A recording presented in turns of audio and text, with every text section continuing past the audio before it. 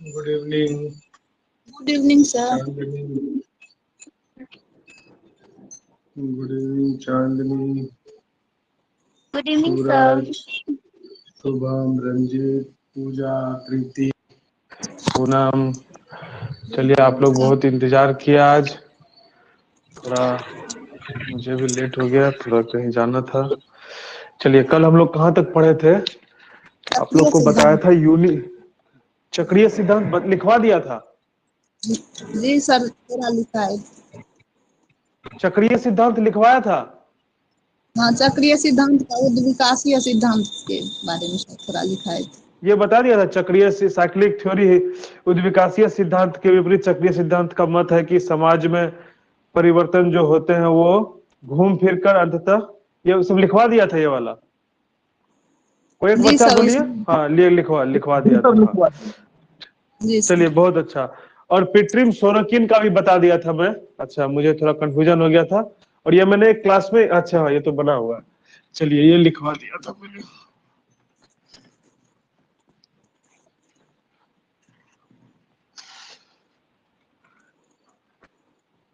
देखिए, अगला कॉन्सेप्ट है अर्नाल्ड टोयनबी। अर्नाल्ड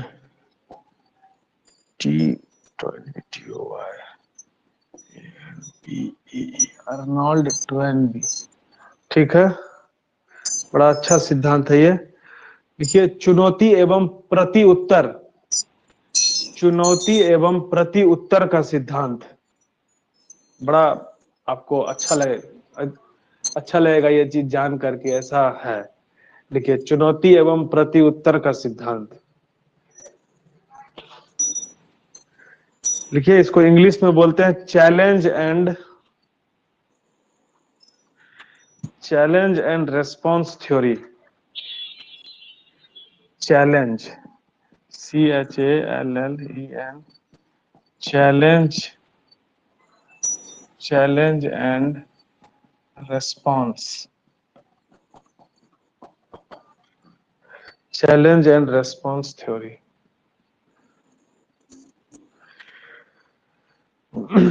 इन्होंने एक कॉन्सेप्ट दिया, उस कॉन्सेप्ट का नाम है क्रिएटिव माइनॉरिटी।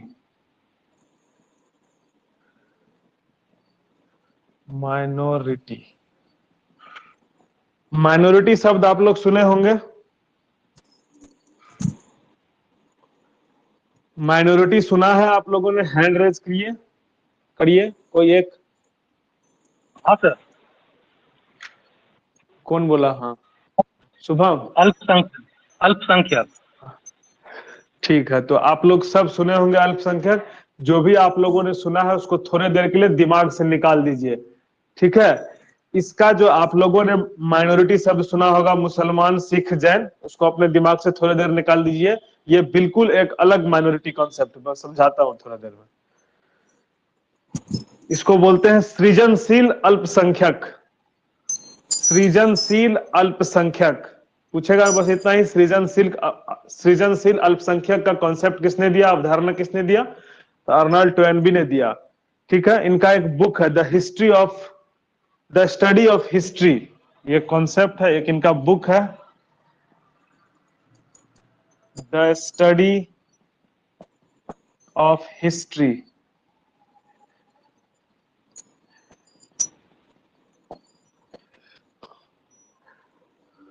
अब तक आप लोग सुनते होंगे the history of India, the history of America. ठीक है, जब समाज शास्त्र पढ़ रहे हैं तो पढ़ रहे हैं द स्टडी ऑफ हिस्ट्री। ठीक है, आगे थोड़ा लिख लीजिए, उसके बाद समझाता हूं। इनके अनुसार सामाजिक परिवर्तन का 3 अवस्था होती है। सामाजिक परिवर्तन का 3 अवस्था होती है। पहला, चुनौती का प्रति उत्तर। चुनौती का प्रति उत्तर।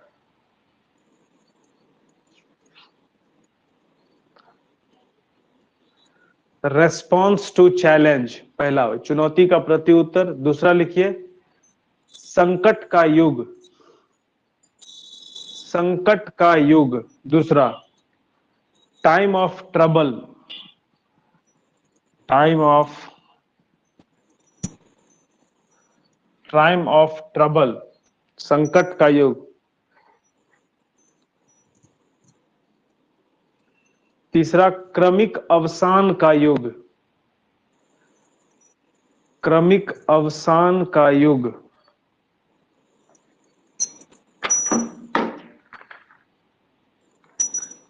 क्रमिक अवसान का युग।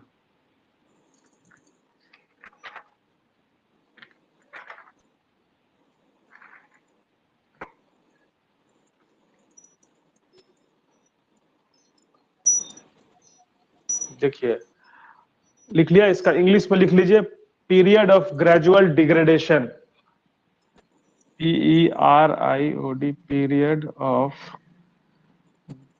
ग्रेजुअल, ग्रेजुअल भी बोलते हैं इसको, gradual degradation, degradation, period of gradual degradation.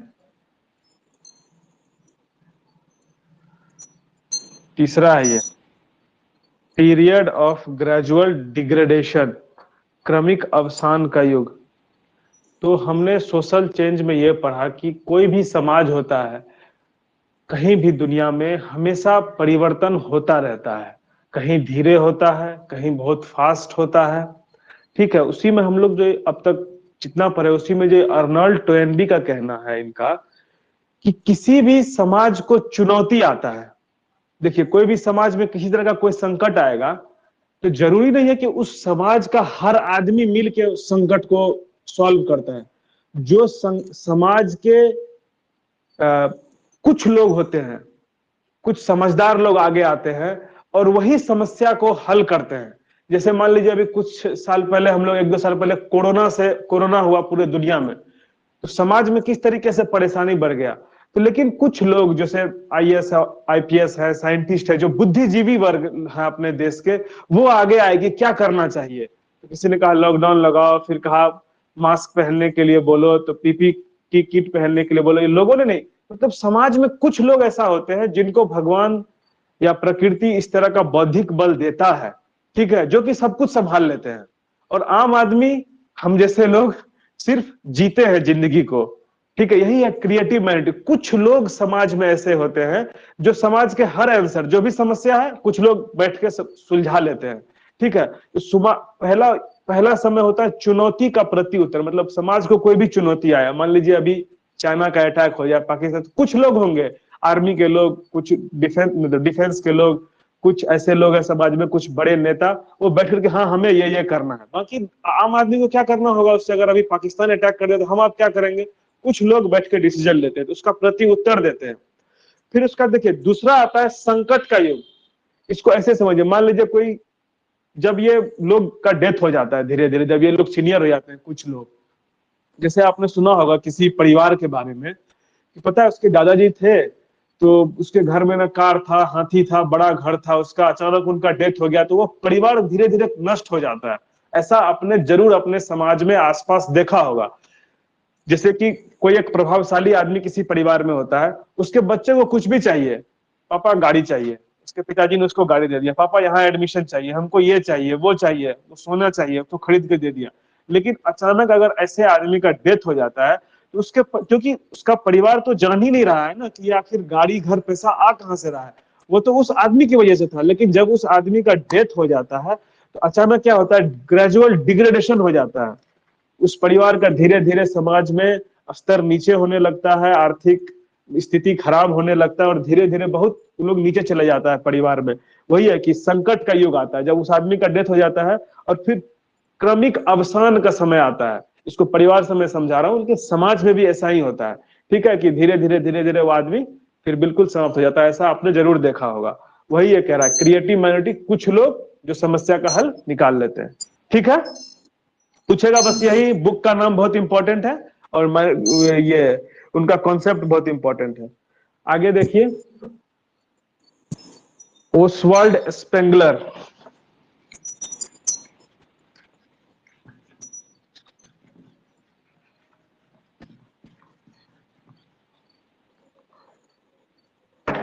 फिर कोई जिस तरीके से देश पे ऐसा होता है तो कुछ लोग फिर समाज के सामने आते हैं, उसी तरह उस परिवार का कोई लोग फिर ऐसा सामने आता है तो वह परिवार फिर ऊंचाई को प्राप्त करता है। ठीक है, तो Oswald Spengler, Oswald Spengler, Spengler, Oswald Spengler. देखिए इनका एक बुक है the decline of the West, the decline of the West, the decline of the West. लिख लीजिए, उसके बाद कुछ इसमें खास नहीं है। इन्होंने सामाजिक परिवर्तन की, इन्होंने सामाजिक परिवर्तन की तुलना जीवन चक्र से की है, तुलना जीवन चक्र से की है। इसके अनुसार जैसे व्यक्ति जन्म लेता है, जैसे व्यक्ति जन्म लेता है और फिर वयस्क होता है,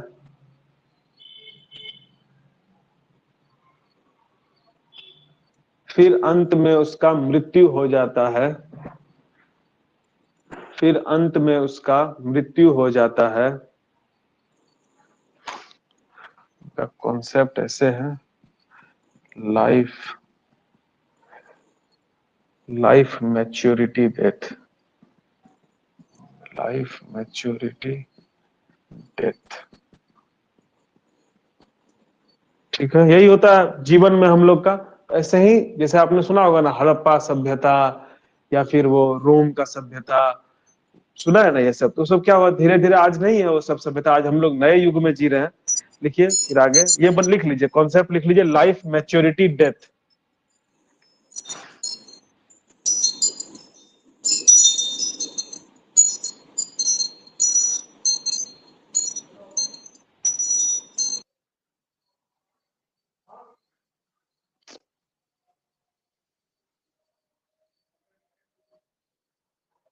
देखिए जैसे जीवन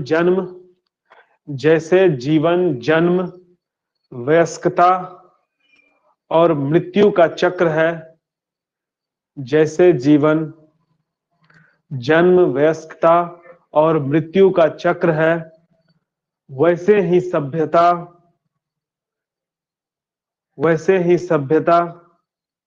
विकसित होती है, सर एक बार फिर विकसित से। होती है। जैसे जीवन जन्म वयस्कता, जो वयस्क होते हैं ना हम लोग, या वयस्कता और मृत्यु का चक्र है, वैसे ही सभ्यता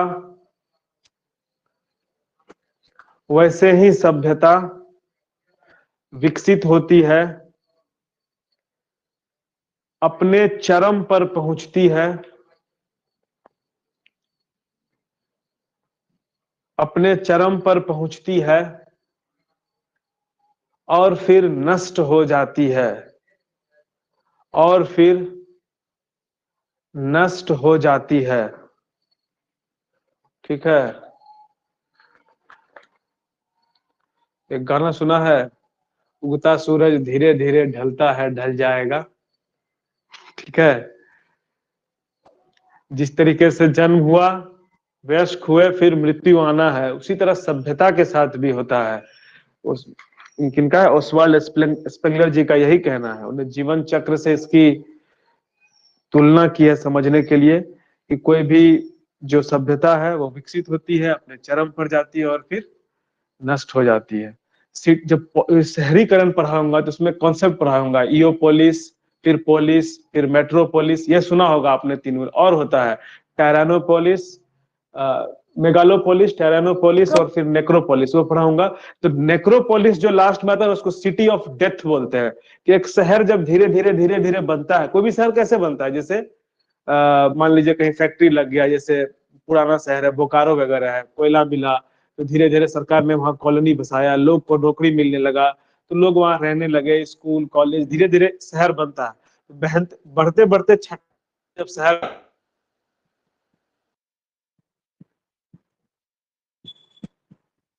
में खत्म, ठीक है। तो अब से आप लोगों को, अरे ये क्या हो गया, ठीक है। कोई कुछ पूछ रहा था क्या? किसी को कुछ पूछना है तो हैंड रेज कीजिए, ऐसे आवाज गूंजता है, आगे बढ़ेंगे नहीं तो हम। चलिए मैं आगे पढ़ाता हूं, आगे चलिए, किसी को कुछ नहीं पूछना। लिखिए सहेतुक सिद्धांत, टेलिक थ्योरी।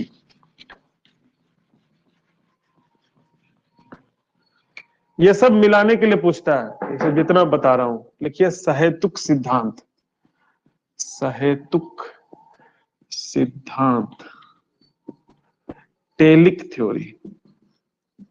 चल आई है क्या? हाँ आई है, टेलिक थ्योरी। टेलिक थ्योरी ये दिया है लेस्टर वुड ने, LEST यार, Lester Ward, Lester Ward, Lester ward.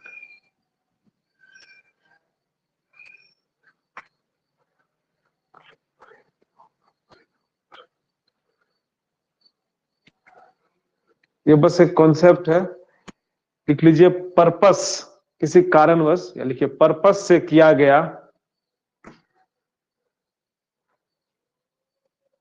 Purpose से किया गया परिवर्तन, पर्पस से किया गया परिवर्तन। इनका मत है कि, इनका मत है कि सामाजिक परिवर्तन, इनका मत है कि सामाजिक परिवर्तन संकलित प्रयत्नों, संकलित प्रयत्नों, purposive effect, effort, effort, purposive, purposive effort, संकलित प्रयत्नों का परिणाम होता है, का परिणाम होता है। मतलब सभी का प्रयास रहता है, इसमें कुछ ऐसा बताने जैसा नहीं है। आगे एक और लाइन लिखिए, एलटी हॉबहाउस,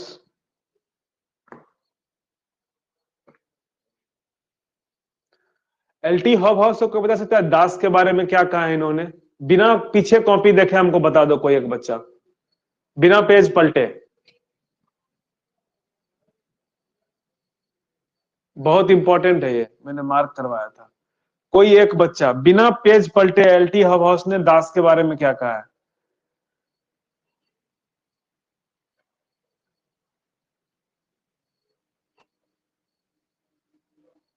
कोई एक बिना पेज पलटे, कोई नहीं।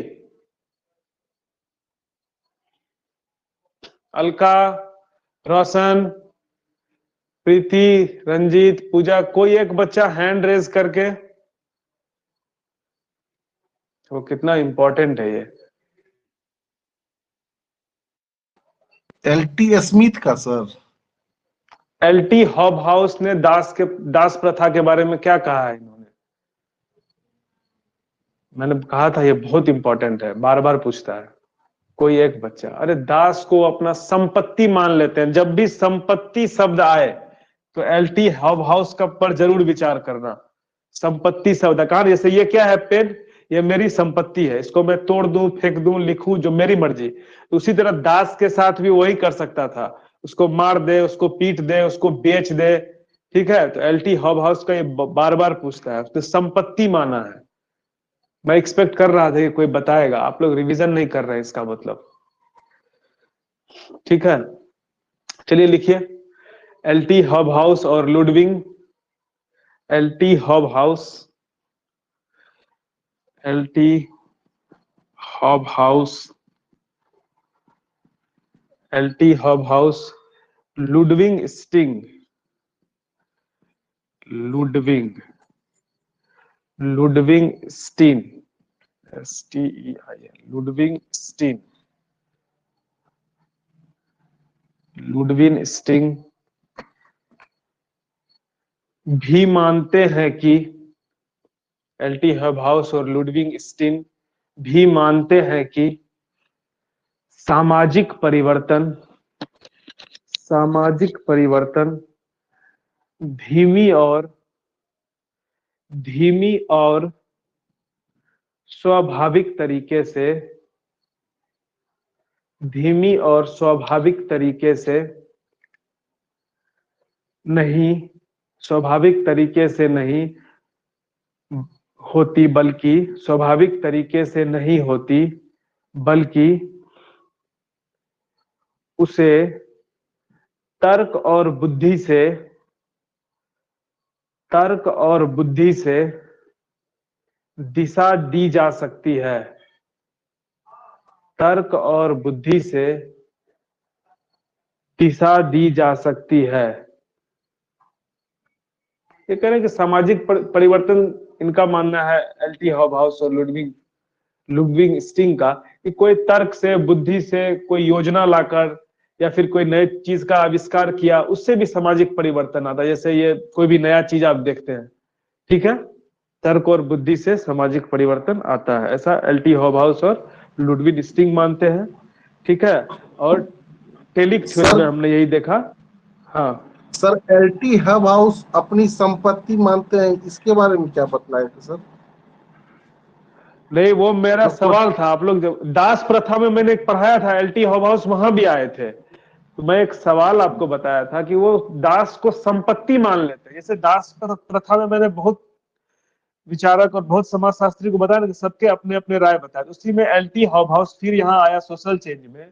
तो मैंने सवाल पूछा था आपसे कि दास, ये दास को क्या मान लेते हैं, उन्होंने दास के बारे में क्या विचार दिए हैं। तो मैं आप लोगों से एक्सपेक्ट कर रहा था कि आप लोग जवाब देंगे। ये दास को संपत्ति मान लेते हैं। जहां संपत्ति से रिलेटेड सवाल आए नेट में, तो एक बार एल्टी हबहाउस पर जरूर गौर कीजिएगा, ठीक है। समझ में आया रंजीत जी? जी सर, हाँ? जी सर। तो वही मैं, देखिए बताया ना, एक ही समाजशास्त्री बार बार बहुत जगह आएंगे। जैसे एल्टी हबहाउस है, जो भी बड़े पार्सन्स हैं, वेबर है, सिटी पढ़ाऊंगा फिर आएंगे, शहर पढ़ाऊंगा शहरीकरण। तो थोड़ा आप लोग रिवाइज कीजिए। देखिए ऐसे नहीं होगा। आप सितंबर में कुछ बच्चे निकालिए, मैं उम्मीद कर रहा हूँ आप लोगों से, ठीक है। और जिनका एज वगैरह रह गया, वो कोशिश कीजिए JRF निकालने का। जितना मैं पढ़ा रहा हूँ ना, इसी से हो जाएगा। पेपर 1 में कोशिश कीजिए कम से कम 25-30 नंबर लाने का। जिनको आ रहा है बहुत अच्छी बात है। इधर मैं मेकअप कर दूंगा सोशियोलॉजी में कि आपको, आपका JRF हो जाए। नेट तो सबका हो जाएगा आप लोग में से। बस जितना मैं पढ़ा रहा हूँ उसको देखते रहिए पलट पलट के। 1-1.5 महीना मेरा क्लास हो जाएगा। उसके बाद आप क्वेश्चन, जो भी कोई भी पेपर सेट उठा लीजिए, मार्केट से 100-200 का खरीद लीजिए या नेट से डाउनलोड करके प्रिंट करा लीजिए, और फिर उसको बनाइए। देखिए कितना बनता है, बन रहा है कि नहीं। 60, 70, 65, 70 नंबर आ रहा है कि नहीं। 30-40 नंबर लाके क्या होगा, 25-30 नंबर लाके, 100 में 25-30 नंबर लाएंगे, उससे क्या होगा। कम से कम 60 नंबर आना चाहिए। तो मेरे क्लास 1-1.5 महीने के बाद आप बनाकर देखिए, कोई भी साल का क्वेश्चन उठा लीजिए, बन रहा है तो अच्छी बात है। चलिए ठीक है, अब आगे पढ़ते हैं। डिटर्मिनिस्ट, इसका चर्चा मैंने, निर्धारणवादी, देखिए निर्धारणवादी विचारधारा।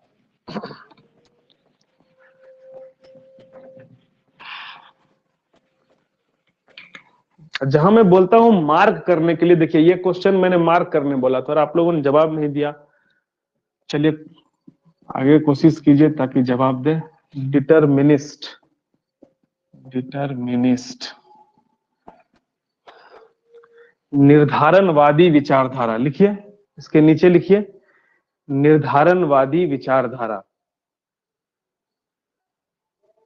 लिख लीजिए एक लाइन। निर्धारणवादी से तात्पर्य है, निर्धारणवादी से तात्पर्य है वह दृष्टिकोण, वह दृष्टिकोण जो मानता है कि, जो मानता है कि एक ही कारक समाज के सभी पक्षों का, एक ही कारक समाज के सभी पक्षों का निर्धारण करती है। लिखिए पहला, आर्थिक निर्धारणवादी। आर्थिक निर्धारणवादी, देखिए आर्थिक निर्धारणवादी वो विचारक हैं, आर्थिक निर्धारणवादी वो विचारक हैं जो मानते हैं कि आर्थिक शक्तियां ही समाज के सभी संबंधों और संस्थाओं को निर्धारण करती है। बताइए एक नाम, आर्थिक निर्धारणवादी में कौन आएंगे? हैंड रेज करके बताइए। जो भी बोला है बिल्कुल सही, बहुत बढ़िया। चलो, क्या कहते हैं कार्ल मार्क्स जी? देखिए मैंने एक दिन और पहले बताया था, कुछ बच्चे जो थोड़े नए लग रहे हैं, आर्थिक निर्धारणवादी,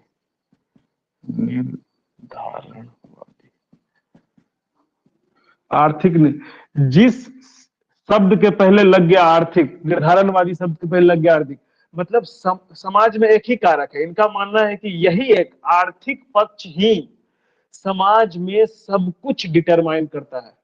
मतलब जैसे कार्ल मार्क्स, बिल्कुल जो भी बोला सही। आप लोग सब नाम लिख लीजिए कार्ल मार्क्स का।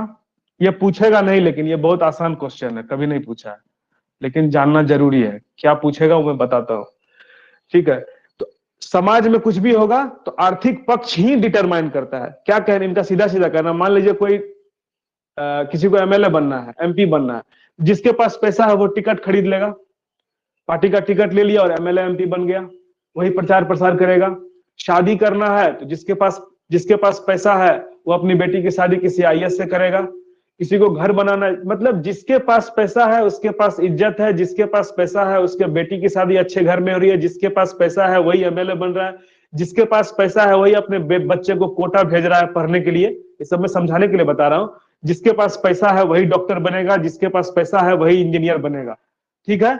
अगर कुछ गलत भी करेगा तो जिसके पास पैसा है वही बच जाएगा, पुलिस स्टेशन खरीद लेगा, कोर्ट में वकील जज को खरीद लेगा। तो पैसा ही समाज के हर पक्ष को डिटरमाइन करता है, ऐसा आर्थिक निर्धारणवादी मानते हैं। किसी को कोई डाउट? अब देखो शब्द बदल गया, यहां हम कर देंगे अब, कौन आया, तकनीक।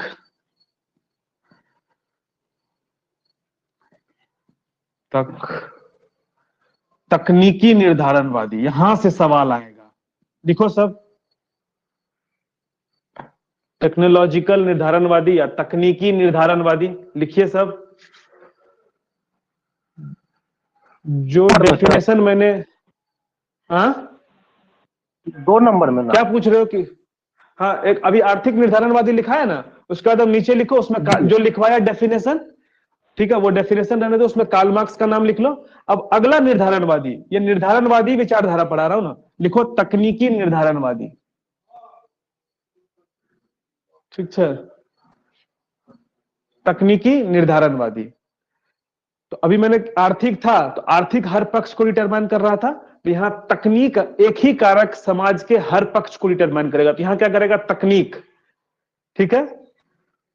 लिख लो, इसमें से क्वेश्चन पूछेगा।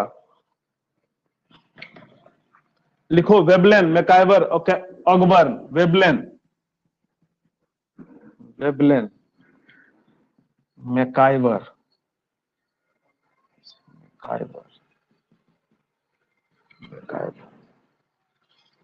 ऑगबर्न, ये सब क्या है? ये सब तकनीकी निर्धारणवादी है, जो मानते हैं कि समाज का ये एक मत ये कारक है जो समाज के हर पक्ष को डिटरमाइन करता है। जैसे अभी हम लोग पढ़ रहे हैं तो किस माध्यम से पढ़ रहे हैं? टेक्निकल, मतलब किसी को पढ़ना है तो टेक्नोलॉजी होना चाहिए। मैंने पहले भी एग्जांपल दिया था, अगर तुम्हारा सर दर्द कर रहा है तो कोई टेक्नोलॉजी आजकल आता है ना, सर दर्द के लिए बच्चा रो रहा है तो उसके हाथ में मोबाइल पकड़ा दो। मतलब समाज के हर कारक को तकनीक ही डिटरमाइन करता है। आपको जाना है कहीं तो टिकट बुक करने के लिए मोबाइल फोन से, कंप्यूटर से टिकट बुक कर लिए, वहां भी टेक्नोलॉजी चाहिए। ठीक है, समाज के हर पक्ष को टेक्नोलॉजी। कौन आपके घर में कौन आया, डोरबेल बजाया, टेक्नोलॉजी। ठीक है, आपने सीसीटीवी से निगरानी किसी पे करना है तो टेक्नोलॉजी। ठीक है, समाज के हर पक्ष को क्या डिटरमाइन कर रहा है? तकनीक। ऐसे ही आगे लिखो, तीसरा विचारात्मक निर्धारणवादी। यहां से भी नहीं पूछेगा, पूछ भी दे सकता है, लेकिन लिखो विचारात्मक निर्धारणवादी। Ideal deterministic theory. Ideal deterministic theory, विचारात्मक निर्धारणवादी। इसमें आते हैं हेगेल। ये सब मिलाने के लिए पूछ सकता है। मैक्स वेबर, ये दोनों में डिटेल में पढ़ाऊंगा, ये तो सिलेबस में ही है तो पढ़ाऊंगा ही जरूर। और फिर हेगेल भी बताऊंगा, इनका एंटीथेसिस थेसिस वो है ना, जो आप लोग बीए एमए में अच्छे से पढ़े होंगे, वो सब पढ़े होंगे इस चीज को। लिखिए हेगेल, मैक्स वेबर।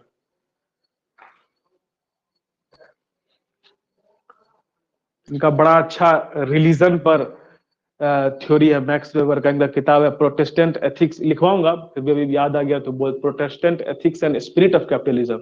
इसमें वो बताते हैं कि दुनिया में अलग अलग रिलीजन है, लेकिन जर्मनी के लोग जो मानने वाले, मतलब क्रिश्चियन में भी प्रोटेस्टेंट, वो लोग ही अमीर है। जैसे हम लोग आज से 50 साल 100 साल पहले उतने अमीर नहीं थे, लेकिन 50 साल 70 साल पहले जर्मनी में, फ्रांस में बहुत अमीर लोग थे। तो क्या कारण था? तो धर्म की वजह से वो लोग, धर्म का ऐसा कौन सा तत्व था जिसकी वजह से, वो कौन सा विचार था जो उन लोगों को अमीर बनाया? तो ये मैं पढ़ाऊंगा तो बताऊंगा। फिलहाल आप ये लिख लीजिए केवल, विचारात्मक निर्धारणवादी में हेगेल और मैक्स वेबर, ये दोनों डिटेल में आएंगे। ठीक है, मतलब विचार ही बदलता है, किसी के दिमाग में कोई विचार आता है वही समाज को बदलता है। ये इसके पहले लग गया, विचारात्मक, आर्थिक, तकनीक। आगे लिखिए भौगोलिक निर्धारणवादी। भौगोलिक निर्धारणवादी, इसमें कोई ट्राई करेगा? भौगोलिक, कौन ऐसा समाजशास्त्री है जो भौगोलिक निर्धारणवादी हो सकता है? 3 तो मैंने बताया था, आप लोग समझ रहे होंगे कि निर्धारणवादी होता क्या है। कोई ट्राई करेगा? बड़ा आसान है, थोड़ा सा भी सोशियोलॉजी जो पढ़ा होगा वो बता देगा। कोई समाजशास्त्री का नाम जो भौगोलिक निर्धारणवादी आएंगे, कोई एक बच्चा ट्राई करो। सब जानते होगा, बताऊंगा सब बोलेंगे अच्छा सर यही था क्या, ऐसा होगा। कोई एक बच्चा ट्राई करो। यह कर रहा है लगता है। कौन? हाँ सर। किसका नाम लिए? इमाइल दुर्कीम। इमाइल दुर्कीम। वेरी गुड, बहुत बहुत बढ़िया, बहुत अच्छा। इमाइल दुर्कीम, बता सकते हो कैसे? चलो ऐसे जवाब देते हो तो हमें भी आत्महत्या बड़ा पे अच्छा जो उन्होंने लगता है। काम किया है सर उसी में। आत्महत्या, चलो ठीक है, मैकेनिकल और ऑर्गेनिक सॉलिडारिटी है। गांव के लोग कम जनसंख्या, होमोजेनस सोसाइटी, और जैसा जनसंख्या शहर में बढ़ जाता है तो उस हिसाब से अलग हेट्रोजेनस सोसाइटी, मतलब जनसंख्या निर्धारण करता है। चलो थोड़ा बहुत सही बोला, एक तो नाम तो सही बोला तो बड़ा अच्छा लगा। एमाइल दुर्कीम लिखिए, भौगोलिक, ये तो आपके सिलेबस में है तो पढ़ाऊंगा ही मैं। भौगोलिक निर्धारणवादी में एमाइल दुर्कीम। देखिए 23 से 25 समाजशास्त्री आपके सिलेबस में है, उसको तो मैं डिटेल में पढ़ाऊंगा, लेकिन 50 समाजशास्त्री ऐसे हैं, जैसे ये वेबलिन, अंद्रे बेते, रंजीत गुहा और लुई डिमो, ये लोग सिलेबस में नहीं है ये लोग, लेकिन बहुत इंपॉर्टेंट है, तो इसको भी पढ़ाऊंगा। ऐसे 50 लोग हैं, मैं एक दिन निकाल रहा था सबको भी और कौन कौन सा पढ़ाना है। ठीक है, आगे लिखिए राजनीतिक निर्धारणवादी। चलो ब्रजेश, राजनीतिक निर्धारणवादी बता दो, एक डेयरी मिल्क दूंगा, खिलाऊंगा तुमको सैटरडे को। राजनीतिक निर्धारणवादी। नहीं सर, इसका नहीं पता है सर। लेकिन देखो सब जानते होगे, परेटो लिखो, परेटो। मतलब समाज में राजनीति ही सब कुछ को डिसाइड करती है। राजनीति बदला तो समाज बदलता है, मतलब हर पक्ष को राजनीति ही डिसाइड करता है। और हम लोग तो बिहार के लोग हैं, तो राजनीति और जाति तो बहुत ज्यादा है यहाँ पर, इस चीज को देखा जा सकता है। परेटो भी पढ़ाऊंगा, डिटेल में उतना नहीं पढ़ाऊंगा, ज्यादा क्वेश्चन नहीं पूछता है, कुछ लिमिटेड चीज है जो परेटो से पूछता है। राजनीतिक निर्धारणवादी परेटो। आगे सांस्कृतिक निर्धारणवादी। सांस्कृतिक निर्धारणवादी कोई ट्राई करेगा? बताया हूं मैं। टाइलर सांस्कृतिक सोरोकिन, अभी तो उस दिन बताया आइडियलिस्टिक वाला, पिट्रिम सोरोकिन।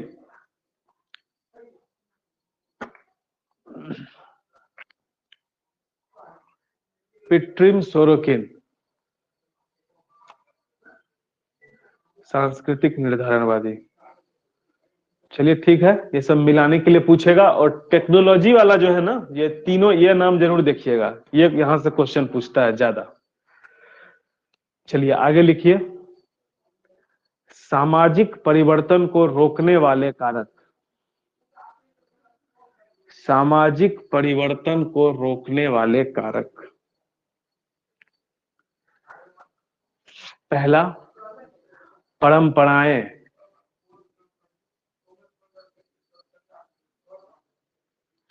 पहला, परंपराएं। लेकिन देखिए, जो परंपरा को मानेगा वो तो यही मानेगा ना, मैंने आप लोग को पढ़ाया था परंपरा में, वो अपने पूर्वज की अनुकरण करता है, तो जो उसके पूर्वज करते हैं वही करेगा। ठीक है, तो उसको सामाजिक में, समाज में जो बदलाव आता है उसको हमेशा वो रोकने का कोशिश करेगा। जैसे हम लोग पैर छूते हैं, लेकिन आपने देखा होगा, हम लोग अगर हेलो हाय गांव में अगर बोलने लगे, किसी के घर जाए बोले हाय, तो बोलेगा ना कि नहीं नहीं ये सब हमको अच्छा नहीं लगता, और मना भी करेगा, क्या हाय करते हो, पैर छुआ करो। क्योंकि उनको हमेशा लगता है कि जो हमारे पूर्वज करते थे वही अच्छा था। तो सामाजिक चेंज को रोकने के कारक में सबसे पहले आता है परंपरा। देखिए परंपराएं। दूसरा लिखिए आदतें। आदतें। आदत जब एक चीज का लग जाता है तो फिर उसको छुड़ाना मुश्किल होता है। तो जो सोशल चेंज में कोई भी बदलाव होगा वो नहीं चाहेगा, उसको अडेप्ट नहीं कर पाता है। दूसरा है आदतें। ये सब लिखवा दूं डिटेल में कि आप लोग समझ रहे हैं? कोई एक बच्चा बोलिए।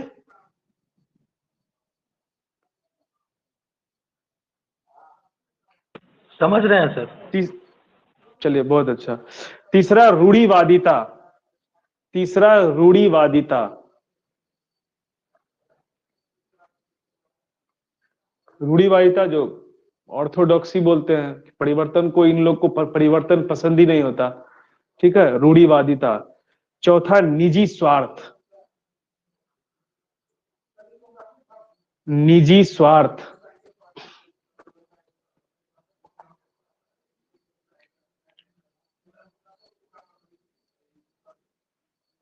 निजी स्वार्थ भी देखिए परिवर्तन को कैसे रोकता है, समझा देता हूं मैं। जैसे देखिए एक गांव है मान लीजिए, देखिए निजी स्वार्थ, कोई बता सकता है निजी स्वार्थ से परिवर्तन कैसे रुकता है?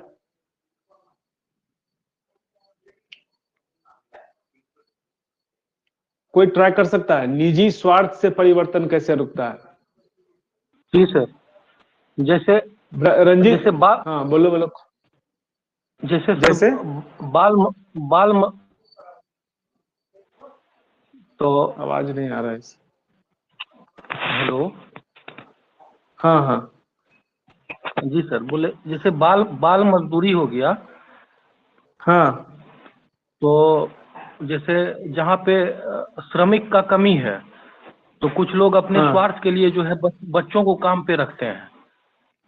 हाँ तो उस जगह वो चाहेंगे कि जो है ना, कि बच्चे काम करते रहें, स्कूल नहीं जाएं।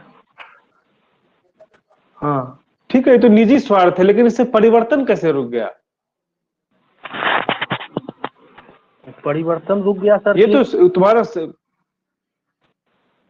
जैसे सर्व शिक्षा अभियान के तहत जो है सर, अनिवार्य हाँ, शिक्षा का जो ये है लक्ष्य है, उसमें रुकावट हो गया। हाँ, सर बड़ा जैसे लार्जर कि पर्सपेक्टिव।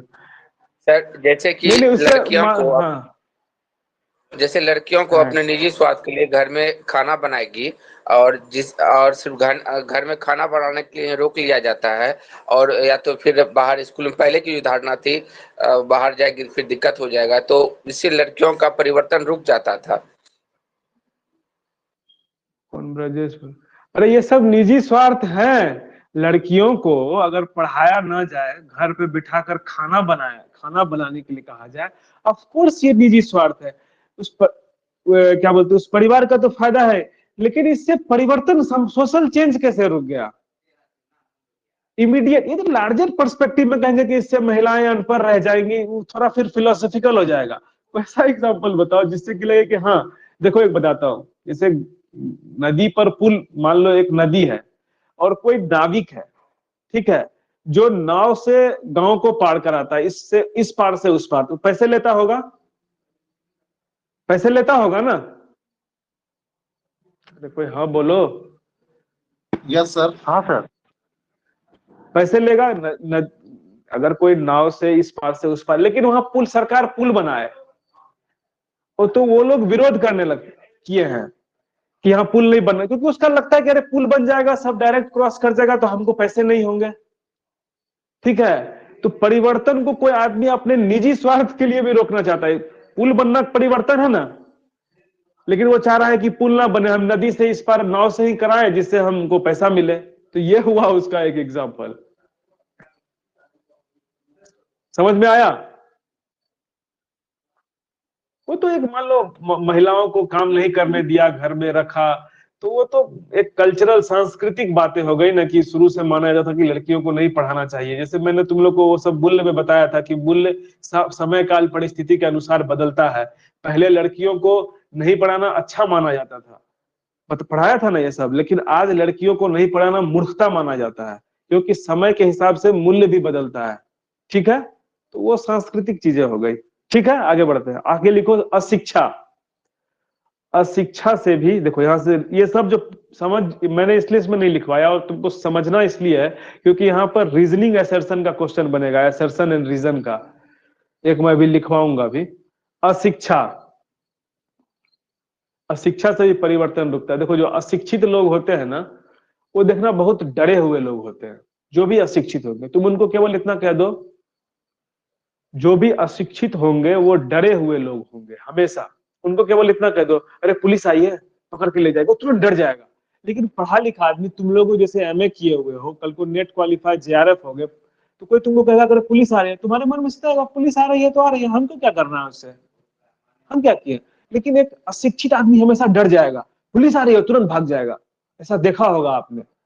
तो जो अशिक्षित होते हैं वो हमेशा भयग्रस्त होते हैं।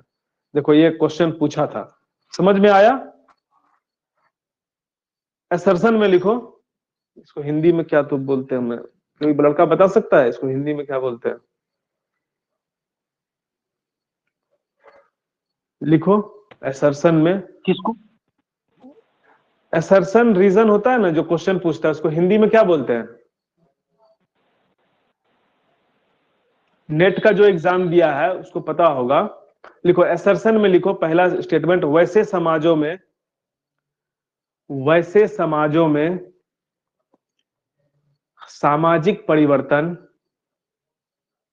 वैसे समाजों में सामाजिक परिवर्तन धीमी गति से होती है, धीमी गति से होती है, जहां अशिक्षित लोगों की बहुलता होती है, जहां अशिक्षित लोगों की बहुलता होती है, अशिक्षित लोगों की बहुलता होती है। रीजन में लिखो, रीजन में अशिक्षा अशिक्षा सामाजिक परिवर्तन का, अशिक्षा सामाजिक परिवर्तन का एक बड़ा अवरोधक कारक है, एक बड़ा अवरोधक कारक है। क्या होगा इसका आंसर? ये चैट में लिख सकते हो क्या? मैं एक दिन, ये चैट है इसमें लिख सकते हो बच्चे, वो ट्राई करो, बताओ इसका आंसर क्या होगा। ए होता है कि ए सही है, बी सही है और बी ए को एक्सप्लेन कर रहा है, ठीक है। और बी होता है ए सही है, बी सही है, लेकिन बी ए को एक्सप्लेन नहीं कर रहा है। और सी होता है ए गलत है, बी सही है। और डी होता है बी गलत है, डी बी गलत है, ए सही है। तो बताओ ए बी सी डी में से कौन सा आंसर होगा? ये क्वेश्चन पूछा है, ट्राई करो सब।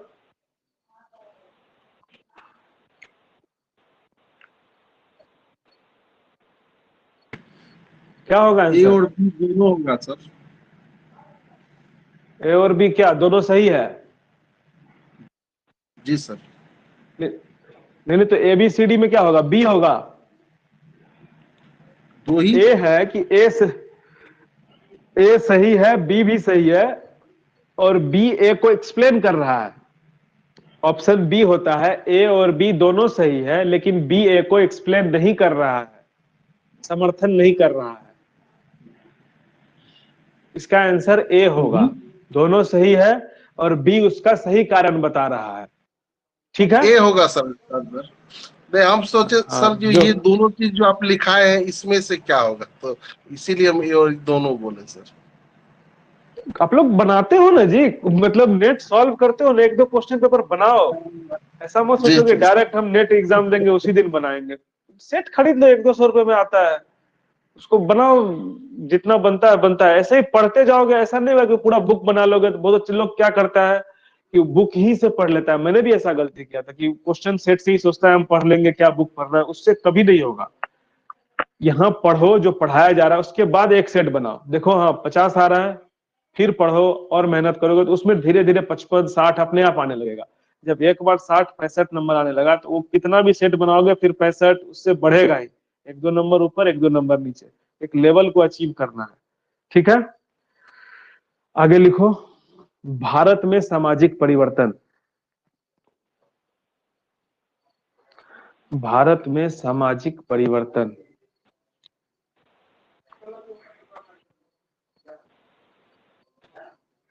भारत में सामाजिक परिवर्तन,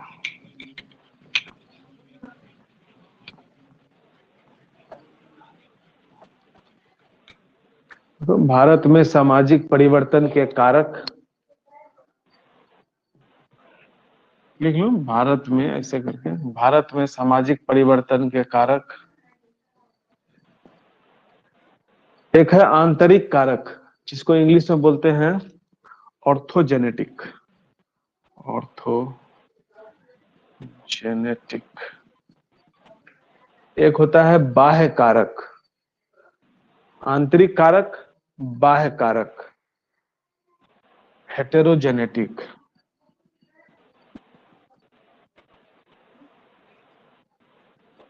जेनेटिक, हेटेरोजेनेटिक, बाह्य कारक। दो कारक हैं। आंतरिक कारक कौन कौन से हैं? लिख लो आंतरिक कारक, अलग से ही एक लिख लीजिए। इसके नीचे आंतरिक कारक एक हेडिंग बनाइए, थोड़ा सा उसमें लिखवाऊंगा अभी किसी किसी का नाम। लिखिए आंतरिक कारक, ये बना लीजिए, उसके बाद लिखिए आंतरिक कारक, ऑर्थोजेनेटिक कारक, वैसे कारक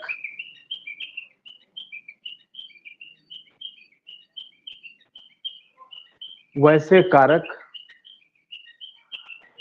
जो आंतरिक होते हैं, वैसे कारक जो आंतरिक होते हैं, अर्थात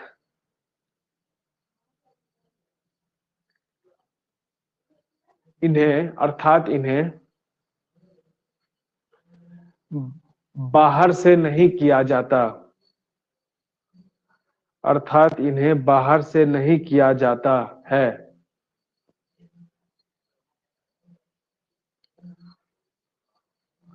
आंतरिक कारण में लिखिए, पहला है लघु परंपरा तथा महान परंपरा। लघु परंपरा तथा महान परंपरा। लघु परंपरा को इंग्लिश में बोलते हैं little tradition. Little tradition, little tradition. और महान परंपरा को बोलते हैं ग्रेट ट्रेडिशन। महान परंपरा, ग्रेट ट्रेडिशन।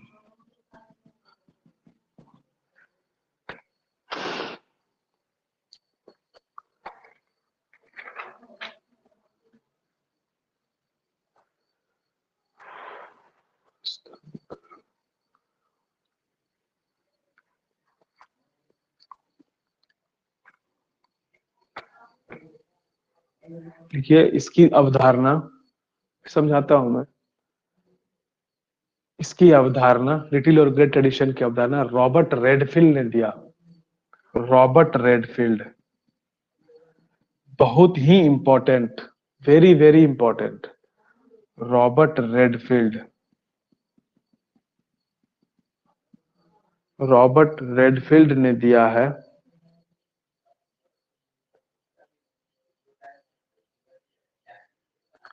लघु लिखिए, लघु परंपरा से तात्पर्य, लघु परंपरा से तात्पर्य उन स्थानीय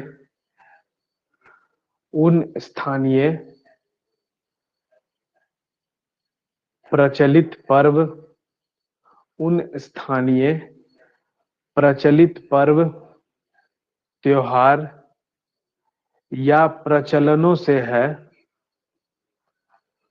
प्रचलनों से है जो अशिक्षित निरक्षर, अशिक्षित निरक्षर एवं स्थानीय स्तर पर प्रचलित होती है। जो स्थानीय स्तर पर प्रचलित होती है। इनका कहीं कोई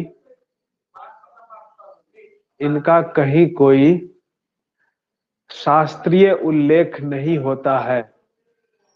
इनका कहीं कोई शास्त्रीय उल्लेख नहीं होता है।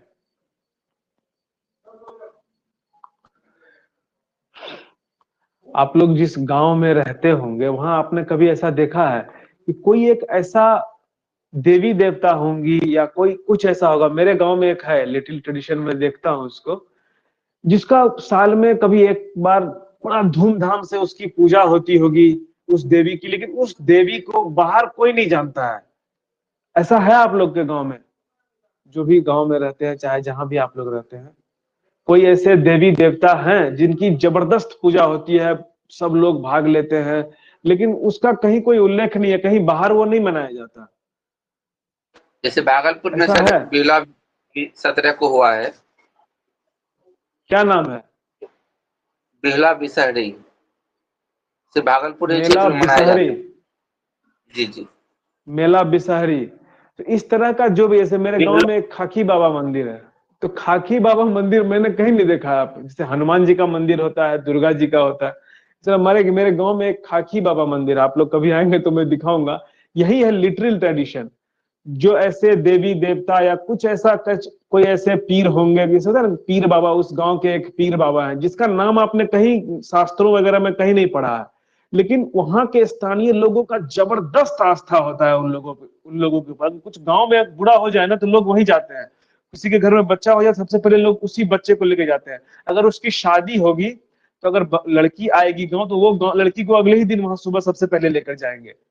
ठीक है, ऐसा कोई गांव में देवी देवता पीर बाबा जो भी होता है, ठीक है, तो लोगों का उनमें जबरदस्त आस्था होता है। वही है लघु परंपरा, लिटिल ट्रेडिशन। और इसका उलट है ग्रेट ट्रेडिशन। जैसे हम लोग दिवाली मनाते हैं, जिसका शास्त्रों में उल्लेख है, ये हर जगह मनाया जाता है, इसको शिक्षित लोग मनाते हैं। ठीक है, दिवाली मनाना, होली मनाना, ये सब क्या है, ग्रेट ट्रेडिशन।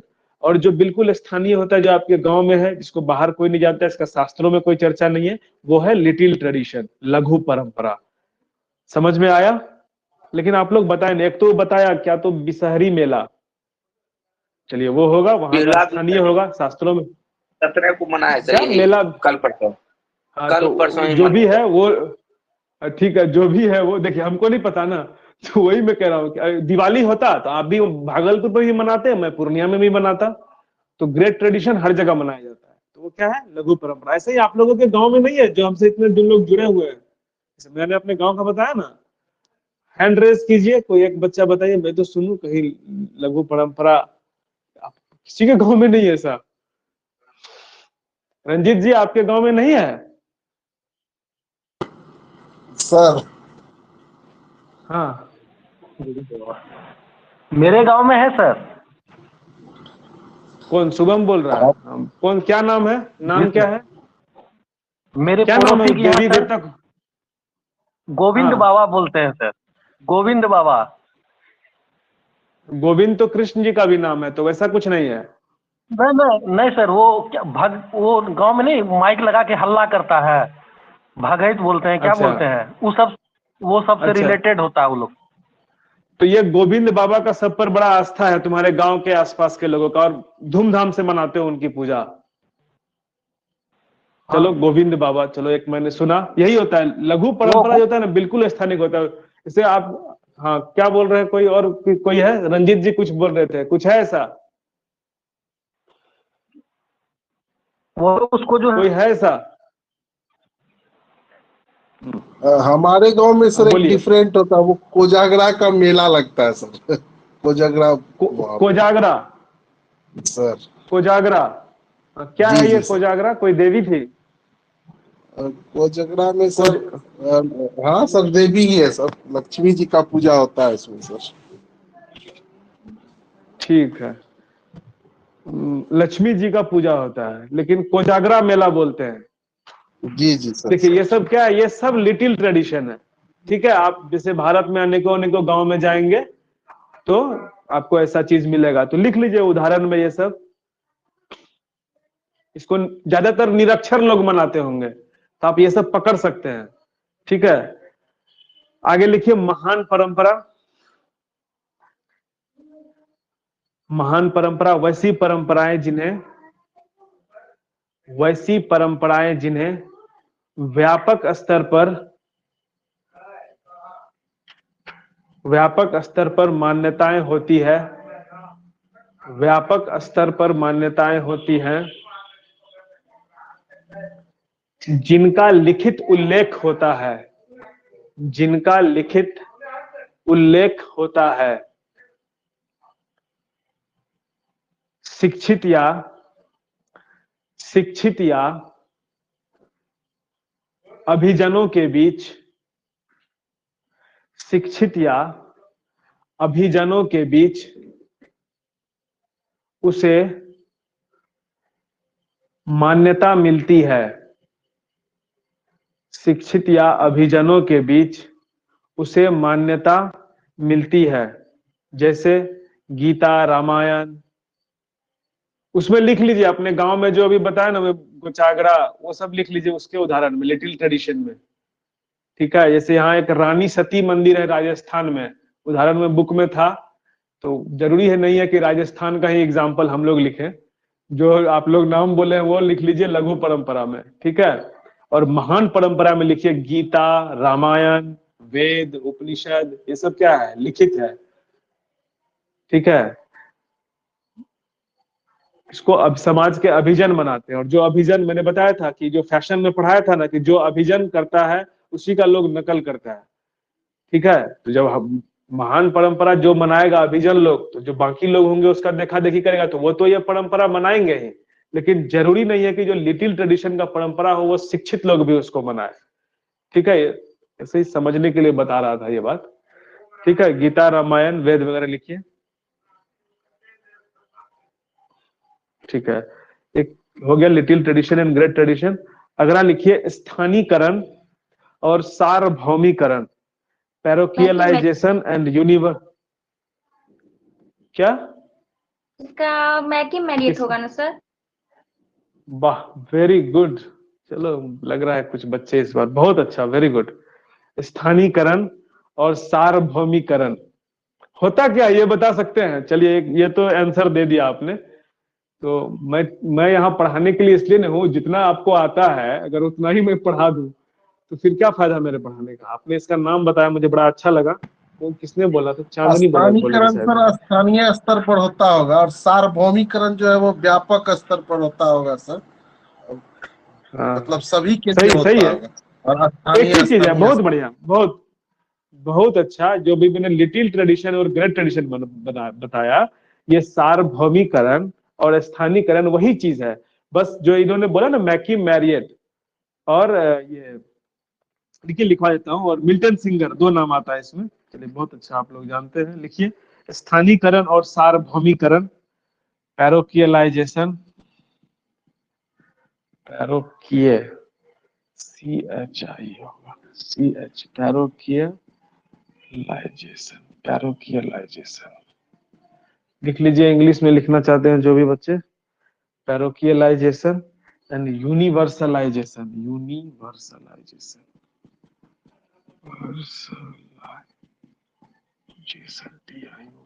यूनिवर्सलाइजेशन लिखिए। स्थानीयकरण और सार्वभौमिकरण,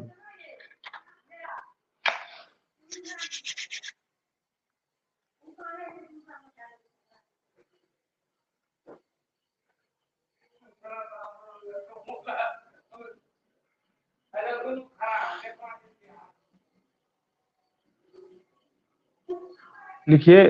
इसकी अवधारणा मैकी मैरियट और मिल्टन सिंगर ने दिया। आवाज नहीं आ रही। मैकी आ मैरियट, रही है सर। मैकी मैरियट, मैकी मैरियट और Milton Singer, Milton Singer, Milton Singer इसकी अवधारणा दिया। इन्होंने अध्ययन किया था KISH, KISH,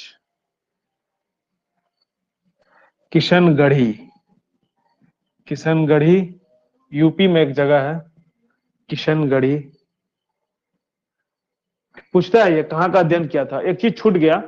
उन्होंने, रॉबर्ट रेडफील्ड ने यूकाटन जनजाति का मैक्सिको में अध्ययन किया था। लिख लीजिए आप, एक चीज छूट गया मेरे से, यूकाटन, यूकाटन जनजाति का नाम है, जनजाति, और ये मैक्सिको, साउथ अमेरिका एक महादेश है, महाद्वीप है, उसी में एक ये देश है मैक्सिको।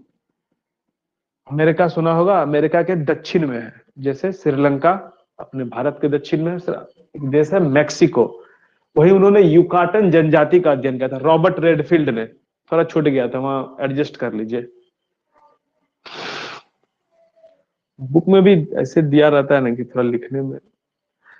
ठीक है, लिखिए किशनगढ़ी यूपी।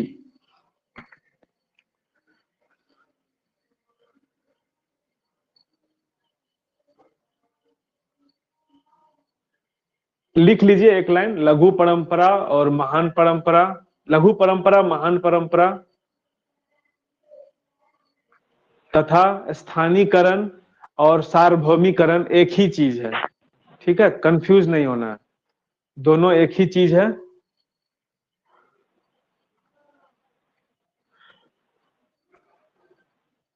आवाज सर कट गया था, एक बार फिर से बोलिए ना। कहा अभी तुरंत कटा था, तो अभी मैंने कहा लघु परंपरा, ग्रेट और महान परंपरा, और स्थानीकरण और सार्वभौमिकरण दोनों एक ही चीज है। लिख लो, उसके नीचे फिर लिखो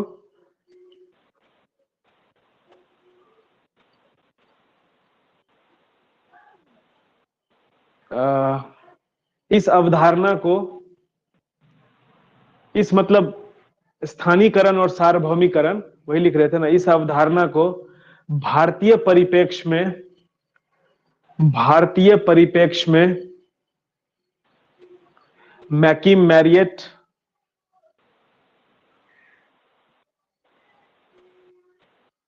इस अवधारणा को एक सेकंड, ये लाइन काट दो, एक थोड़ा गलत हो गया मेरे से।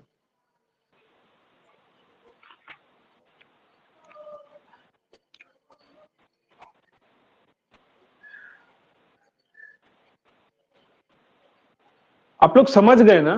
तो यहाँ लिखा हुआ इस तरीके से मुझे एक बार फिगर आउट करके लिखवाना पड़ेगा। बस ये समझ जाइए कि जो रॉबर्ट रेडफील्ड ने जो अध्ययन किया, युकाटन जनजाति का अध्ययन किया मैक्सिको में, ठीक है, और उन्होंने लघु परंपरा और महान परंपरा का अवधारणा दिया। उसी परंपरा को मैकिम मैरियट और मिल्टन सिंगर ने क्या किया, भारत में किशनगढ़ी, जो मैंने लिखाया किशनगढ़ी यूपी में अध्ययन किया और भारत में उसको लागू किया। बोलिए, यही चीज मुझे लिखवाना है जो मैंने अभी बोला है। आप लोग को समझ में आ गया? दोनों एक ही चीज है, ठीक है। चलिए, और आगे तीसरा है जो मुझे लिखवाना नहीं है, मैंने ऑलरेडी लिखवा दिया है। ये आंतरिक कार्यान्वयन संस्कृताइजेशन, संस्कृतिकरण, देखो संस्कृतिकरण, ये तो मुझे नहीं लिखवाना है न समझाना है, क्योंकि मैंने ऑलरेडी एक दिन समझा दिया है। तीसरा कारण है संस्कृताइजेशन, संस्कृतिकरण।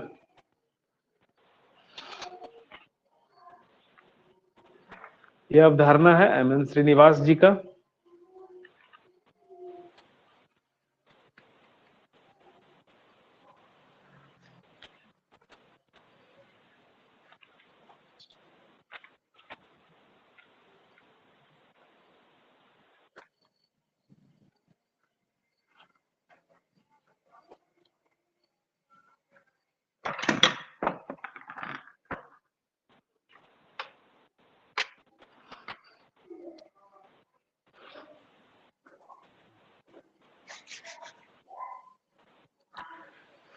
ठीक है, हम क्लास को ओवर करते हैं।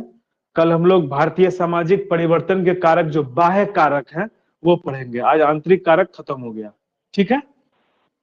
आप लोग रिवाइज कीजिए। Bye, good night. Thank you bye sir. Sir. Good night sir, thank you sir. Good night, thank good night.